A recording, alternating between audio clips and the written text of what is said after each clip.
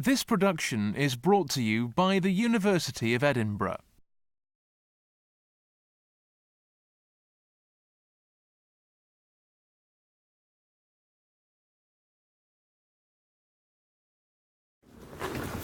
Okay, we are going to start the second session. It's about methodological post-positivism. Giorgio Pino is going to present his paper. He's coming from the University of Palermo. We will have a response from Gianluigi Palombella and possibly some comments from Paolo.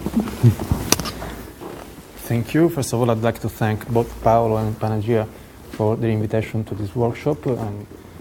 For me, Edinburgh is a special place, so I'm always very glad to be here. I remember the first time I was here, it was when I was a student actually, and I came here to meet Professor McCormick, who was very generous to meet an unknown student to discuss some issues. What I will try to do with this presentation, of course it will be impossible to read it because it's too long and I've been told that we should close before Christmas, is just an attempt to attempt a qualified defense of the separability thesis, of the positivist separability thesis. The separability thesis is the main issue at stake, in my view, in my interpretation, in the debate between positivism and post-positivism, as long as this label post-positivism has an homogeneity, can be reconstructed as a homogeneous trend, which I quite dubbed actually. And in order to understand, to substantiate my claim that the separability thesis can be defended in some way, I will first make an overview of this debate, a debate between positivism and post-positivism. Then I will try to make this qualified defense of the separability thesis in the first place, and indirectly it will be a qualified defense of legal positivism itself. Two quick caveats. First, I'm not interested in defending legal positivism per se. Sometimes when one takes a glance at the ever-growing literature on legal positivism, anti-positivism, post-positivism, and so on, one gets the feeling that positivists are engaged in a battle of self-defense. They are aiming at defending a label. They want to defend a label at all costs. They want to make positivism something that can be defended conceptually, in abstract, and so on. I'm not interested in this kind of strategy or in this kind of intellectual enterprise. What I would like to do is to try to grasp some features of actual existing legal practice, and I would like to argue that legal positivism has the resources to grasp these features. The second quick caveat is that I will talk very little of methodology.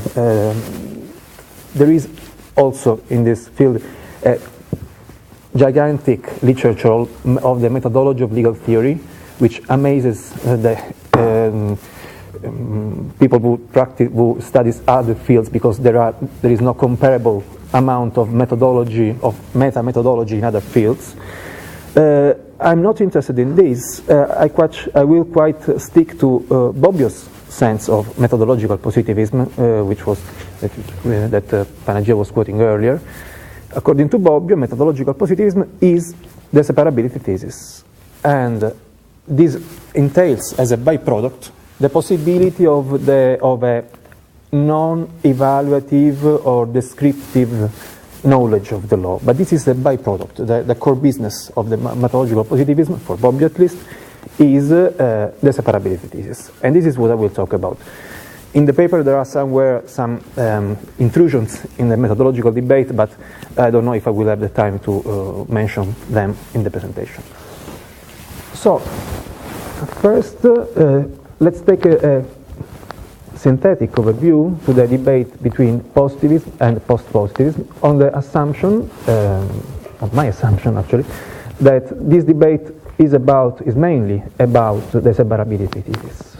Positivism defends, vindicates the separability thesis. Post-positivism, in various ways, which we will peruse shortly, rejects or reformulates, revises the separability thesis. What is the first actor, the first player in this debate? Of course, it is positivism, both for chronological and for logical reasons. Post-positivism is a critique, a transcending of positivism.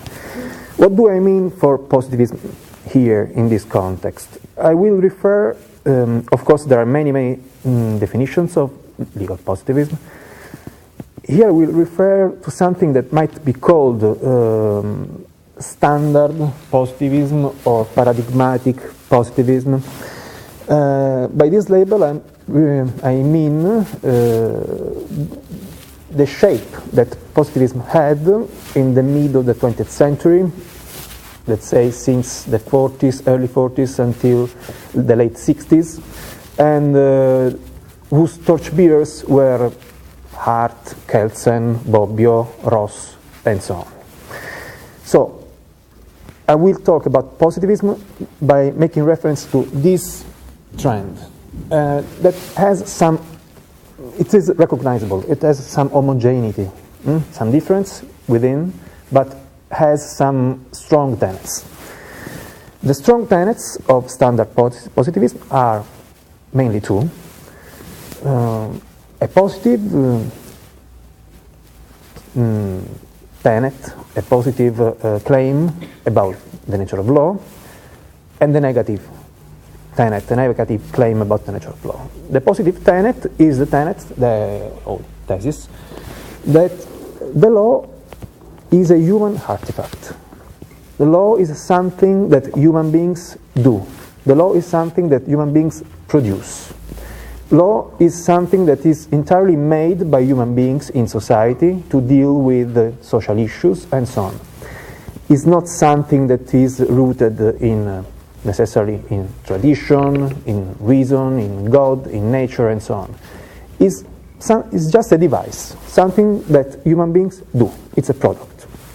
This is called, in legal theory jargon, the social facts thesis. So the positive thesis of legal positivism is the social fact thesis. The negative thesis is a claim about what law is not.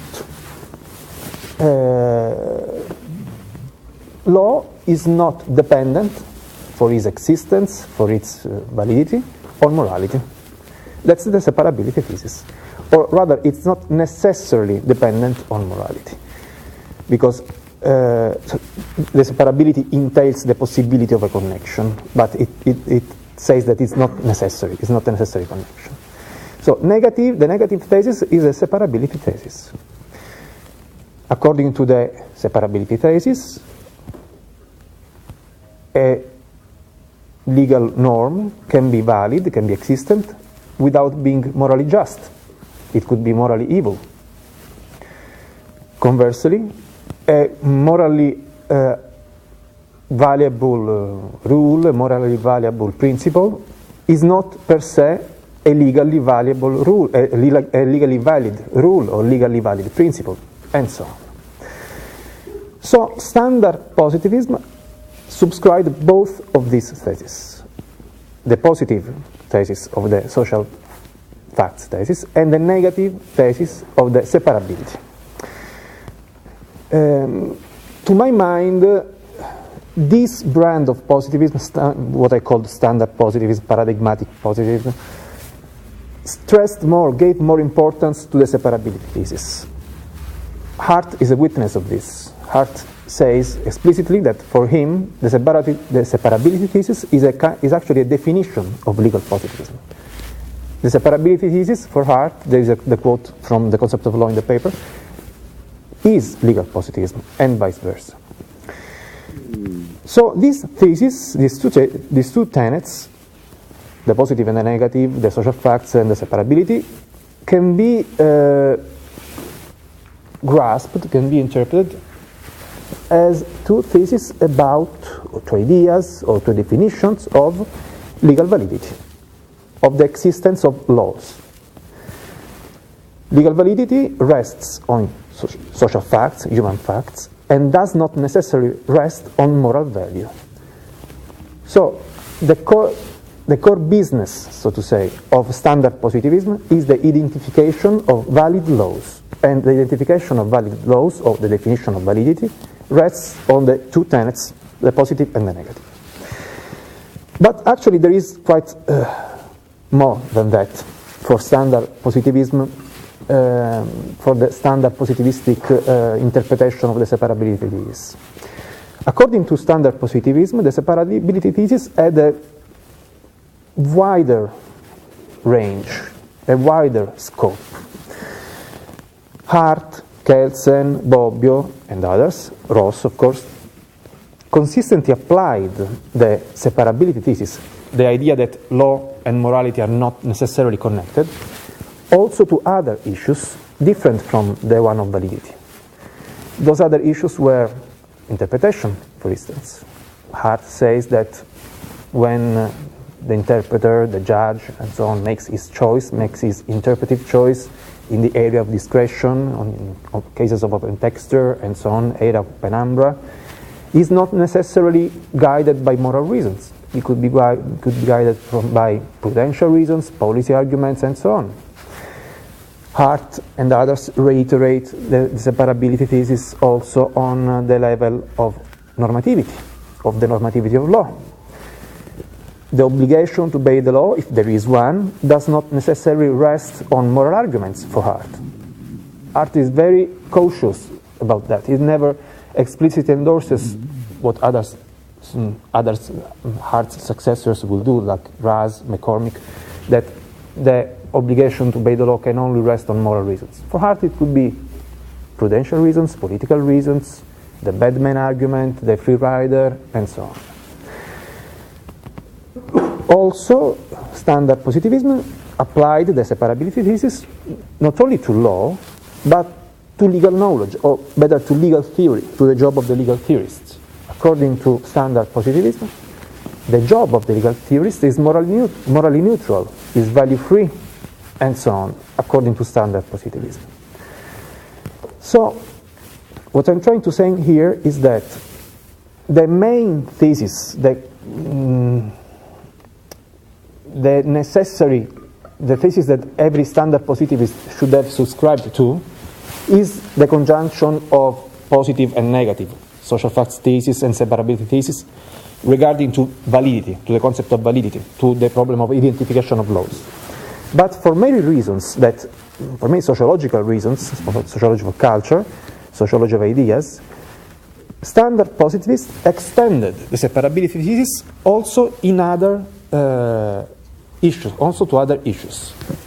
The reasons I refer to are, well, in a nutshell, are represented by the fact that standard positivism, in a sense, conceived of themselves as the heirs of the Benthamite projects, of the utilitarian project, of demystifying the law, of demystifying legal knowledge, and so on.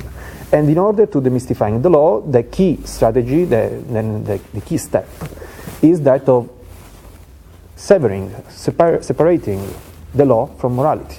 So, consistently denunciating that the law has not an inbuilt legitimacy, that the law does not automatically calls for moral obedience, that the law is always open to moral criticism, and so on. So standard positivism, since standard positivism endorsed the Benthamite project, and also it was usually influenced by moral skepticism, moral relativism, moral non-cognitivism, and so on, the conjunction of all these theses produced a widening of the scope of the separability thesis much beyond the concept, the problem of validity. Well, so far so good, maybe. The standard positivist project becomes to be widely questioned, so to say, at the end of the 60s. The separability thesis in the first place. What happens in the end of the 60s?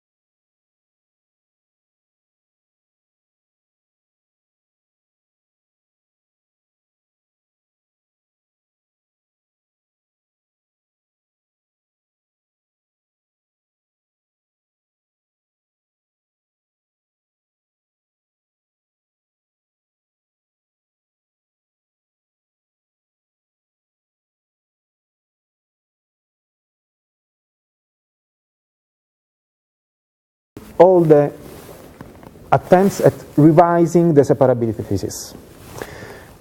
Such attempts come both from within positivism and from without positivism. So, according to me, to my interpretation of this, it makes sense to talk about the positivistic post-positivism and the anti-positivistic post-positivism. I mean, if we are in love with labels, we can discuss about this at length. What are the moves made by positivism in order to accommodate these devastating novelties, these devastating factors? Dworkin's objections and the constitutional state model. So we are in the positivistic framework.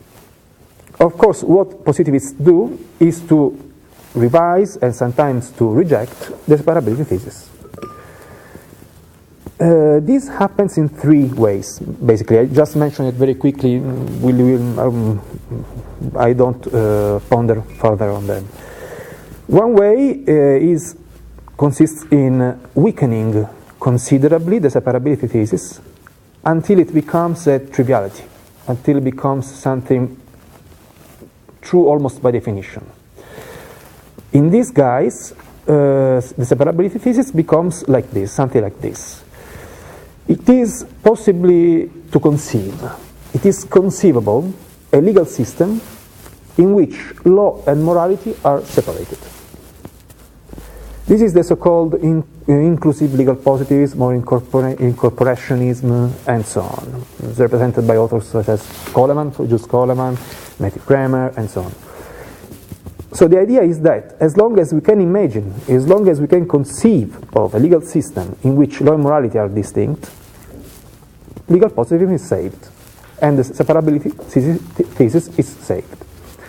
So the separability thesis becomes the possibility, the conceptual possibility of the separation, even if this possibility is not in place in no existing legal system.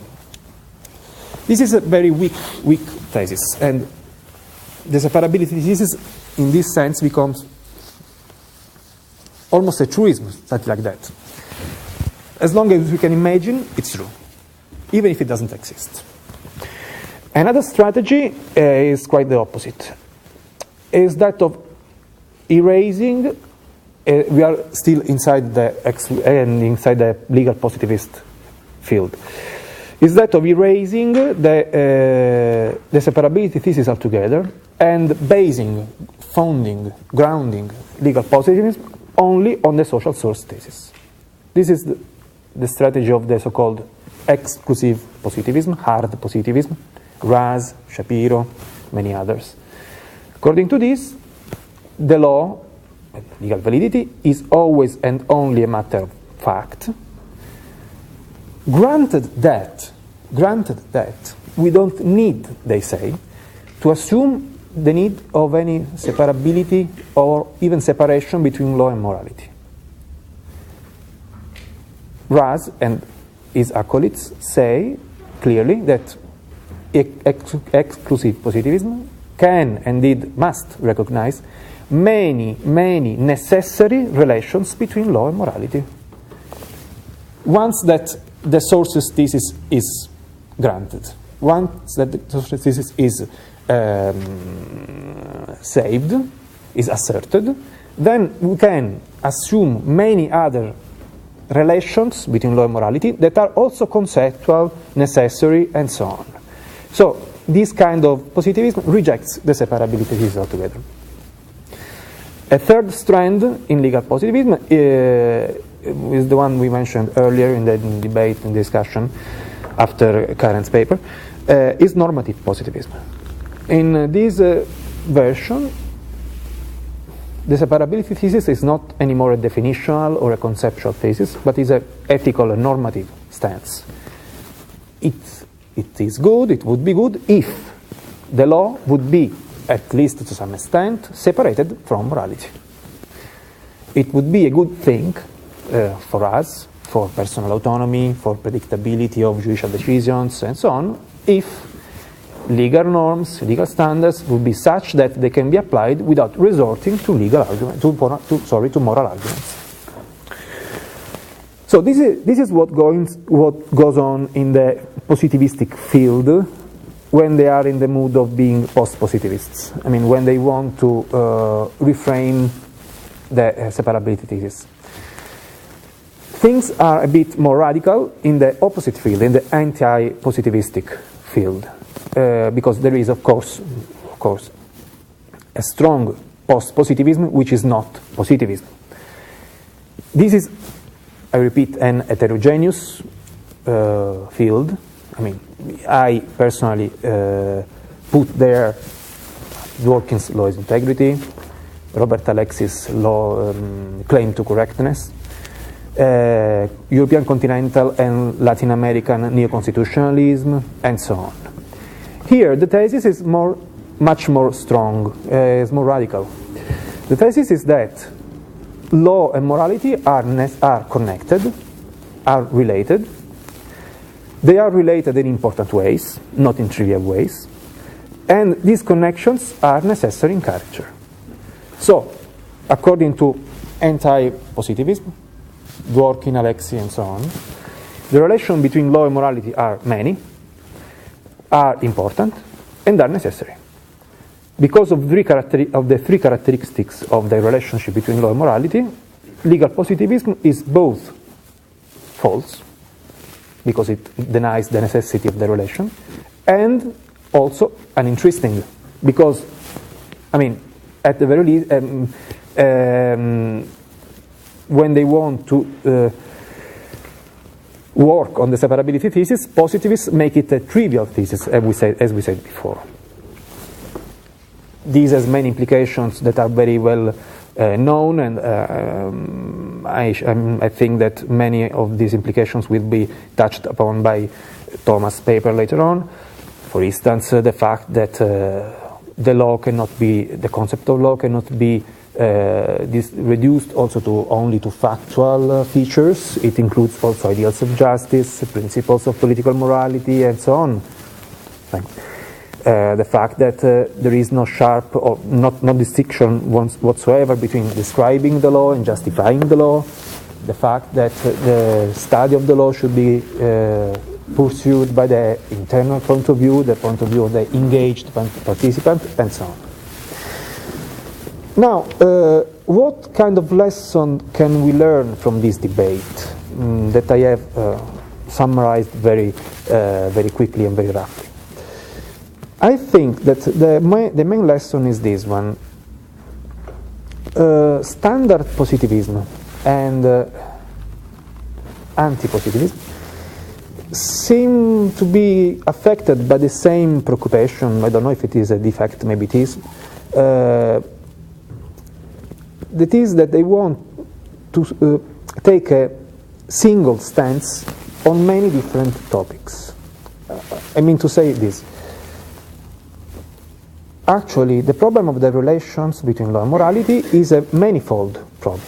It has many, many aspects. We have mentioned this when we talk about the standard positivism view, about validity, about interpretation, about normativity, and so on.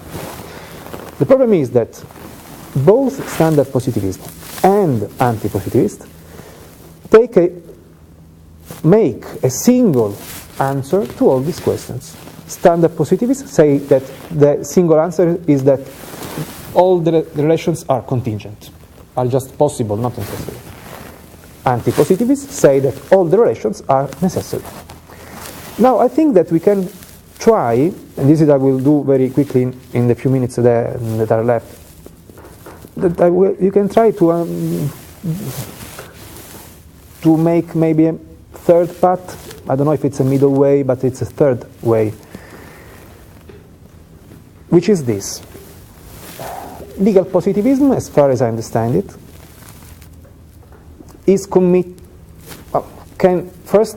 can acknowledge the existence of many different relations between law and morality. In the paper, I have listed 12 possible relations between law and morality. The numbers are until 10, but one of those is threefold, so there are 12. So there are many possible relations between law and morality. Legal positivism, to my mind, as far as I understand it, as far as I interpret it, is committed to say that one of these relations cannot obtain, so is a necessarily not relation. Now I will explain. Another such relation is a necessary one, so necessarily obtains. Many other relations are there, maybe interesting, maybe important, but a positivist may or may not think that they are necessary. It's not important to the positivistic intellectual enterprise. An important point is that what I am about to say is that well, this position is context dependent. What I'm about to say is dependent, presuppose that the jurist or the legal theorist works in a constitutional state model. So, in this framework, in this context of the constitutional state model, the legal positivistic scholar will say that there are some relations that are necessarily do not obtain between law and morality, but some relations necessarily obtain between law and morality. I will explain. Between the many relations between law and morality that are listed in, I think it's section 3.2 of my paper, there are three relations that are linked to the identification of law. And I have said earlier that the main business, the main issue of legal positivism is the one of the identification of law. I mean, legal positivism, if it is something, it is a theory of the identification of valid law. It's not a theory of interpretation, it's not a theory of justice, of just law, of justice in law. It's a theory of how to identify laws. The identification of law can, in the positivism, post-positivist debate, has been placed at three different levels. The identification of the concept of law, the identification of the sources of law, identification of legal norms. Now, many post-positivists, anti-positivists, claim that legal positivism is committed to a factual definition of the concept of law. I think this is mistaken. There are some ambiguities in between standard positivists about that, Bobbio, Hart, but I think that generally speaking, positivists are not concerned with providing an overall definition of the concept of law. Maybe they are interested in some feature of the concept of law, not in providing an only factual, comprehensive concept of law. The concept of law would include the relations between law and morality, for instance, or the problem of normativity, and so on. If we understand legal positivism as concerned only with the identification of law, this is a very specific aspect of the concept of law. So I would discharge the objection that positivism is concerned with a factual-only concept of law. Maybe it's a mischarge, it's a misobjection. Then we have the other two levels, the identification of sources and the identification of norms. At the level of identification of sources, I mean, of course, we all agree about what a source is. The paradigmatic example of legal sources is a text, a normative text, the text of a statute, the text of the judicial decision. A legal source is a text, a document in codified written law systems as opposed to, I don't know, medieval systems and ancien regime systems. A legal source is a text, a document that is the basis that is used by jurists to understand what the law says. Now, as far as legal positivism is concerned, I would say that legal positivism should subscribe to a factual-only source theory. The sources of law, according to legal positivism, cannot be but factual, factually ascertainable, factually produced, and so on. This, I think, is the only way to make sense of the very name of legal positivism. Jus positivum, jus positum, and so on. According to legal positivism, law is something that is produced, something that is made, and is made by facts, by human social facts. So, at the level of legal sources, legal positivism should still recognize a necessarily not connection between law and morality, a necessary exclusion between law and morality. Morality cannot be a source of law. Morality cannot count as a source of law as far as legal positivism is concerned. Now, things change sensibly when we talk about the identification of legal norms. A legal norm, I take it, is the content of a legal source, is the meaning of a legal source. A legal norm is what a source says. A legal norm is the way in which, it's the answer to the question quid iuris. It's not a text, it's a meaning.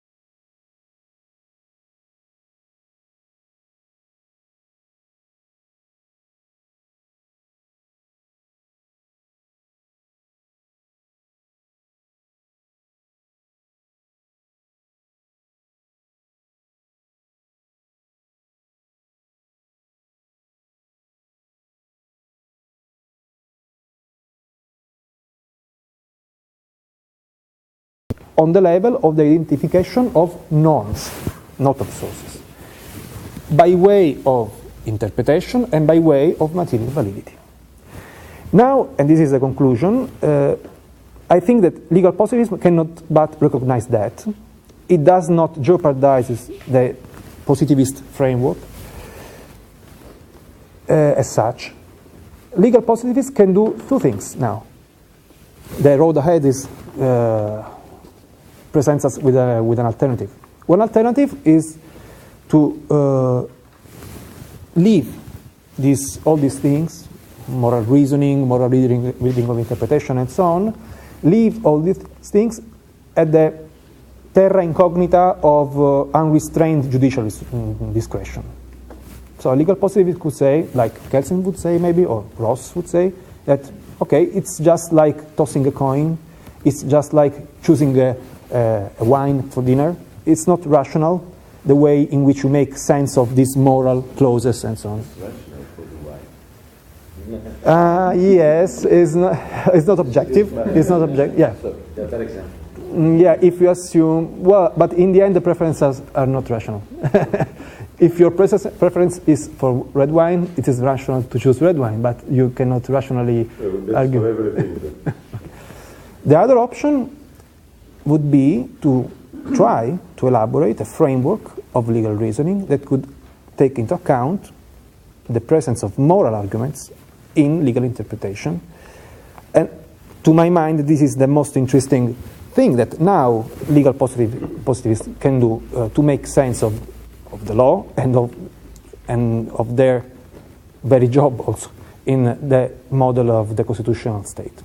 That's it. Thank you. Please. Yes, let me try to do this.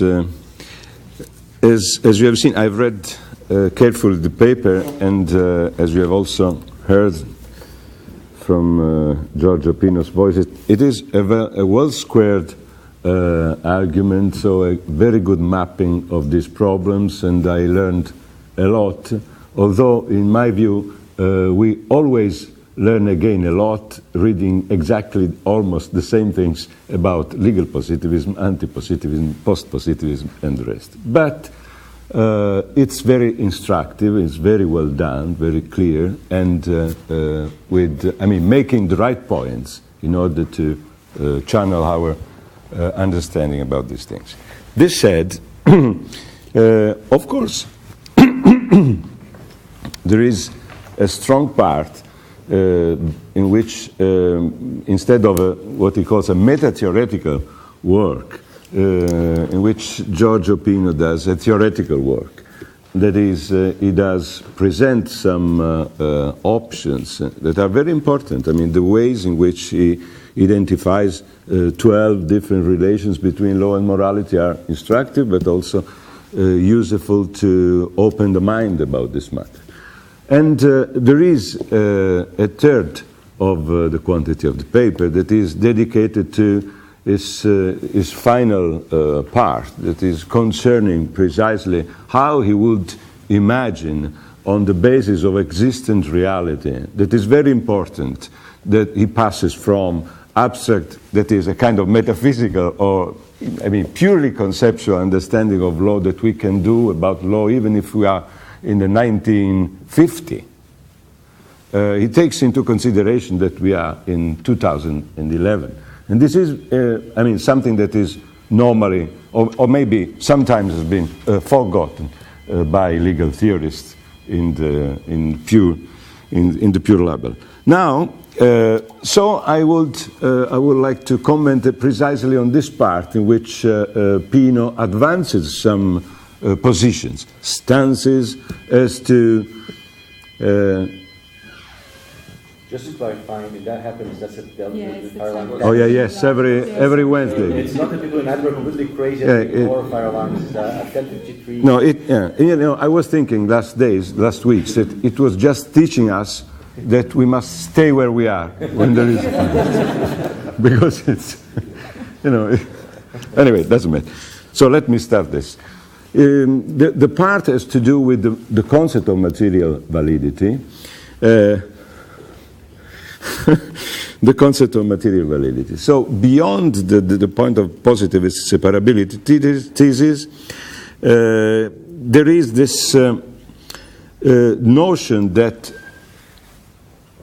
has to join the notion of formal validity. The distinction between the two, formal and material validity, is made by others and especially developed also by Luigi Ferraioli. But here, Giorgio does give some fresh restatement of it. And so formal validity is the only thing that is covered by standard positivist stances. Then the problem of material validity must be addressed separately, in the sense that formal validity must be supplemented by material validity.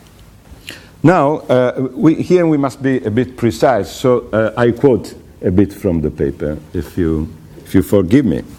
So, as Giorgio says, material validity has to do with the fact if a legal norm, not a source, but if a legal norm is coherent with other legal norms. And here it's important, it says higher legal norms. It's a structuration of the problem that has to do with the state apparatus in a hierarchical form. But anyway,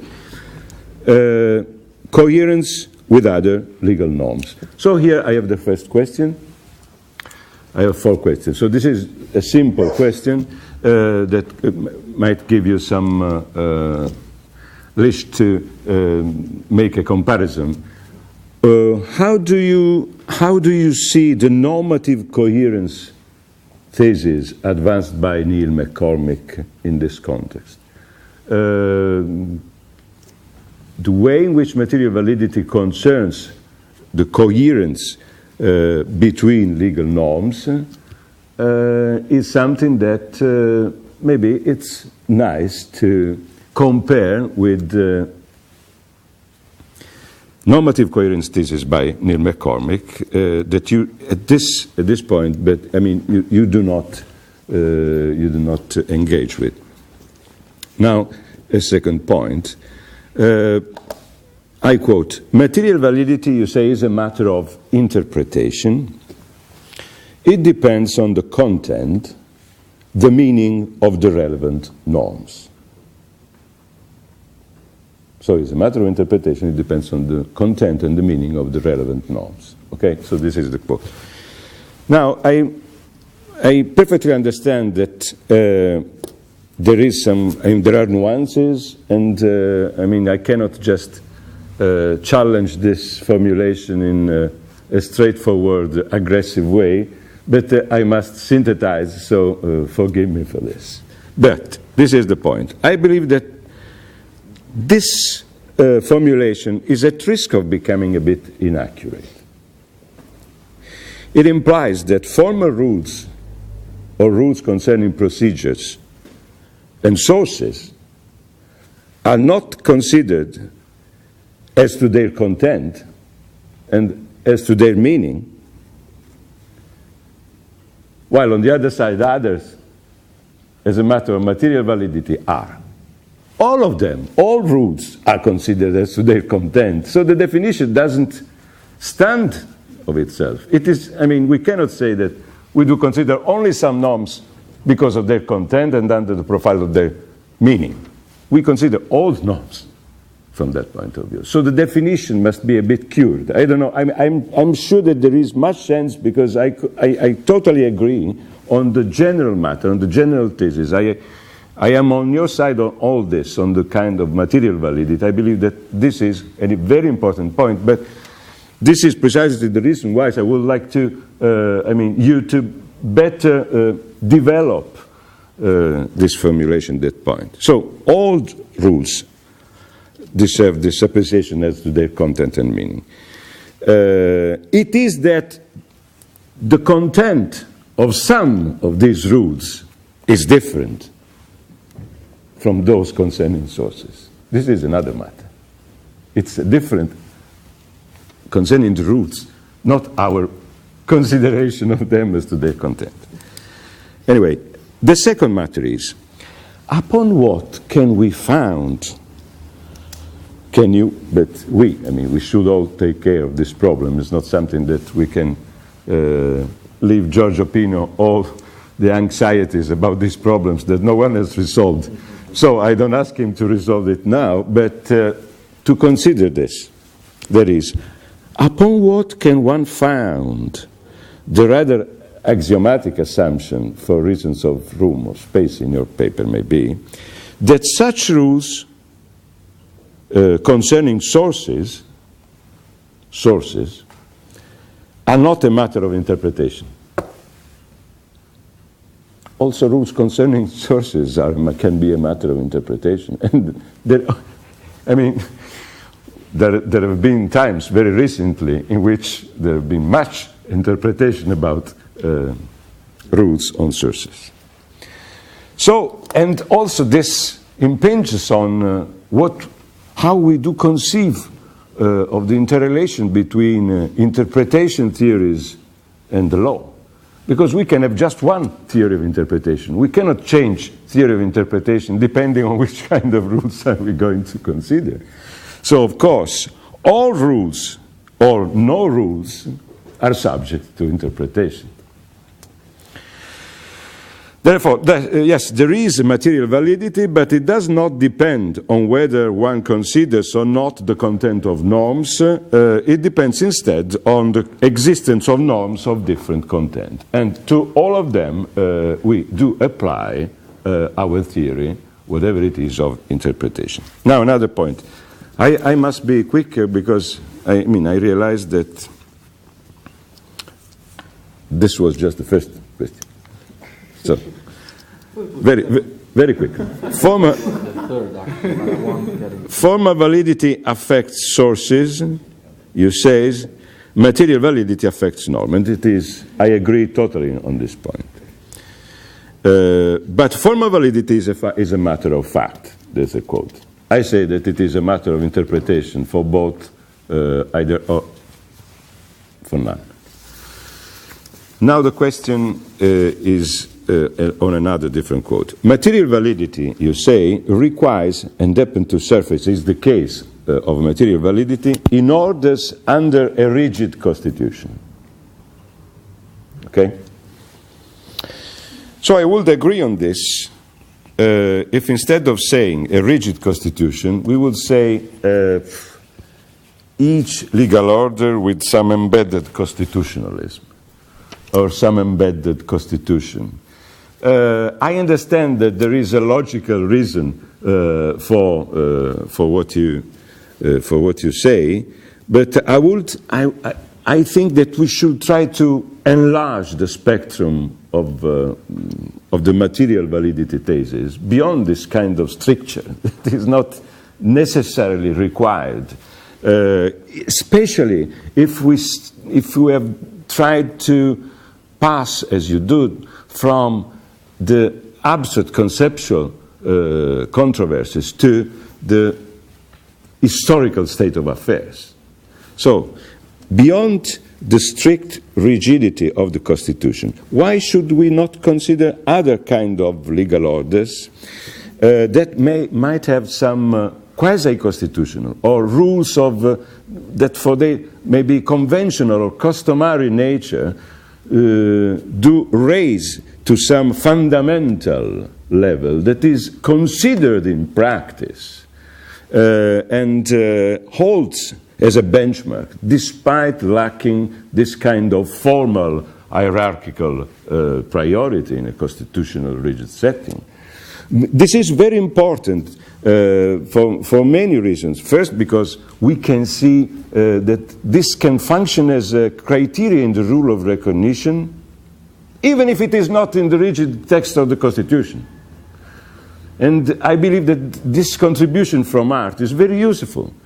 What really counts as fundamental in a legal order is not the text as such in the rigid Constitution, but is the practice of a criteria of the rule of recognition. This is a plus that otherwise we lose, we waste from the heart and theory of the rule of recognition. Is the non-coincidence between necessary coincidence between constitutional text and fundamental criteria of recognition.